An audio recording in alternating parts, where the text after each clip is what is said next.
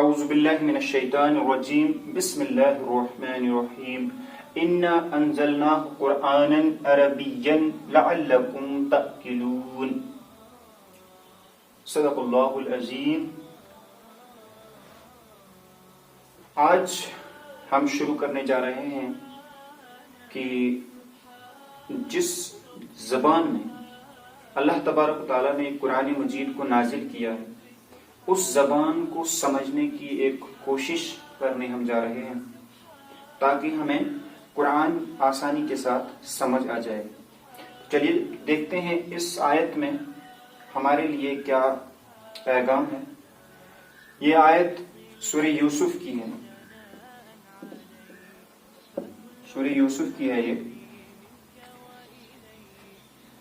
انا انزلناہ قرآنا عربیا، انا ہم نے، انزلنا ہوئے اللہ تبارک و تعالیٰ کہہ رہا ہے یہاں پہ، انا سے مراد یہاں پہ اللہ ہے۔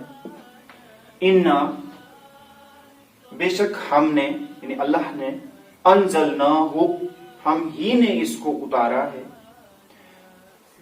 قرآنن یعنی قرآن بنا کر، عربین عربی قرآن بنا کر، لعلکم تاکہ تم، تعقلون عقل سے کام لو، اچھی طرح سمجھ سکو۔ اس کا ترجمہ یوں ہے، ہم نے اسے نازل کیا ہے قرآن بنا کر عربی زبان میں تاکہ تم اس کو اچھی طرح سمجھ سکو۔ یہ اس کا ترجمہ ہے۔ تو ہم کوشش کرنے جا رہے ہیں کہ اس آیت کے پس منظر میں، مصداق میں، ہم قرآن کو آج سے سمجھنے کی کوشش کریں گے۔ سب سے پہلے ہمیں اس کی سمجھنے کے لیے سب سے پہلی کوشش جو ہے وہ ہمارے اعمال ہیں، یعنی ہم اپنے اعمال کو بہت ہی اچھی طرح سے سنوارنے کی کوشش کریں گے اور بنانے کی کوشش کریں گے۔ نمبر 2، ہم اخلاق کو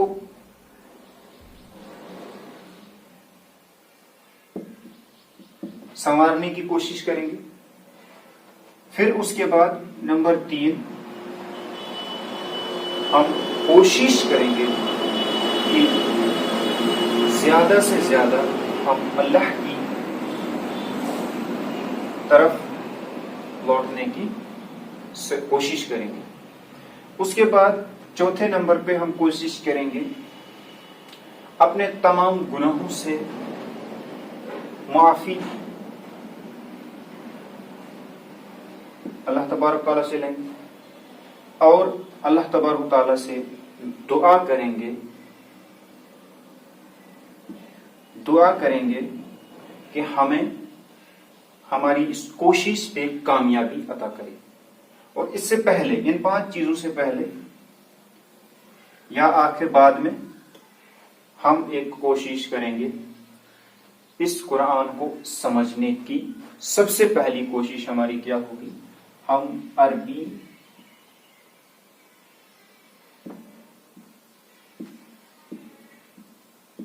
گرامر پڑھنے کی کوشش کریں گے۔ ٹھیک ہے؟ تو انشاءاللہ آج کے اس آیت کے پس منظر میں اتنا ہی میں نے سمجھانا تھا آپ کو۔ انشاءاللہ کل سے ہم عربی گرامر پڑھنا سٹارٹ کریں گے۔ تو آج کی اس ویڈیو میں اتنا ہی، انشاءاللہ کل پھر ملتے ہیں۔ خدا حافظ، والسلام۔